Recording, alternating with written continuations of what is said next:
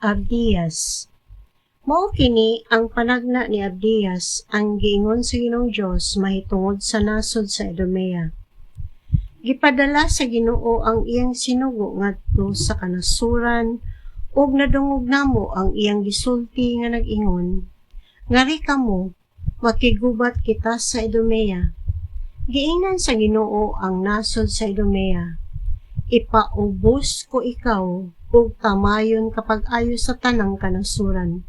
Gilimbungan ka sa imong garbo, nagpuyo ka sa usa ka kota nga bato, anaa sa ibabaw sa bukid ang imong puloy-anan.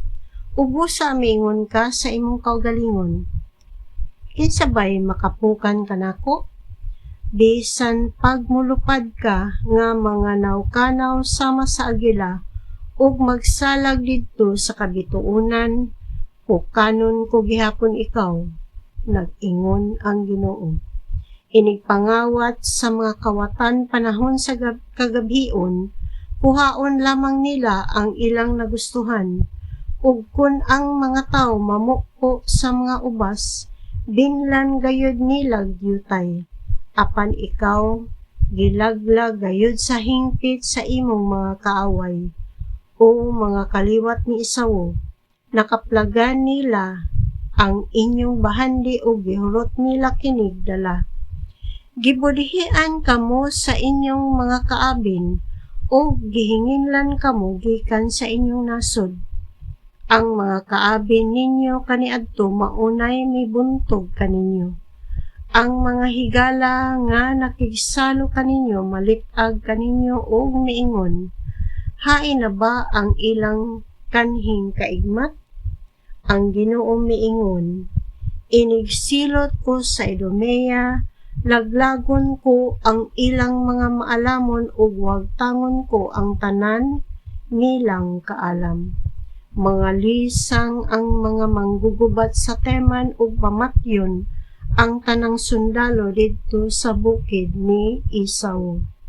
Tungod sa imong pagtuli sa imong mga kadugo nga kaliwat ni Jacob, laglagon ug pakualawan ka hangtod sa kahangturan.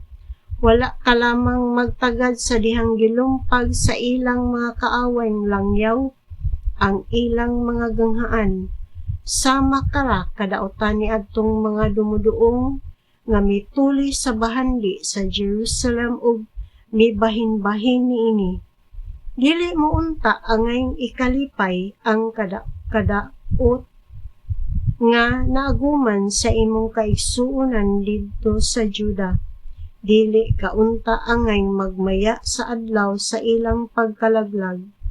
Dili ka unta angay mukatawa kanila sa panahon sa ilang kalisdanan.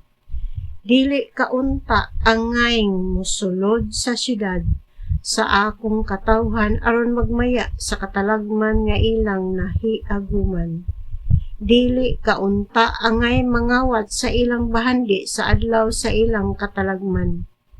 Dili kaunta angay magbarog sa kinasang-an sa dalan aron pagsanta niadtong buot mo ikyas.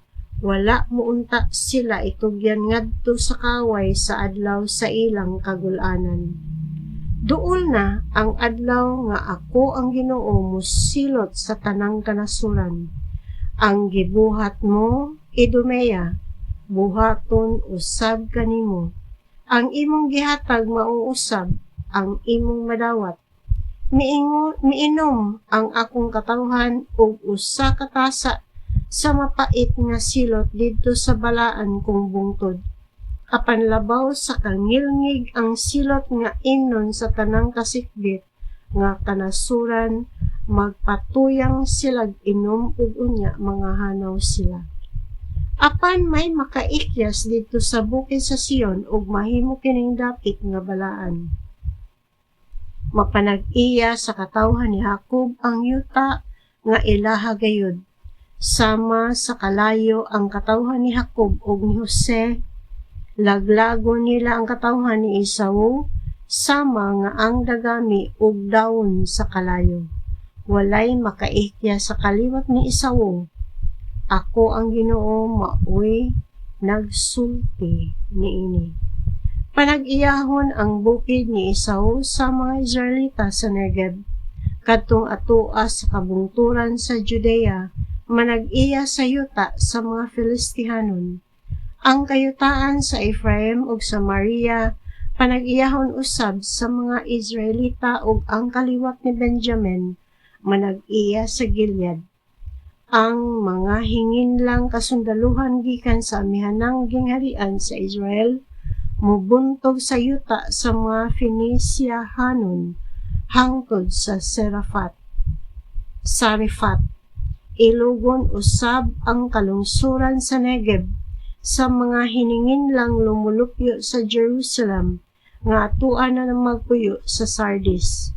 Mutunga sa bukid sa Sion ang mga madaugong Israelita aron magmando niini.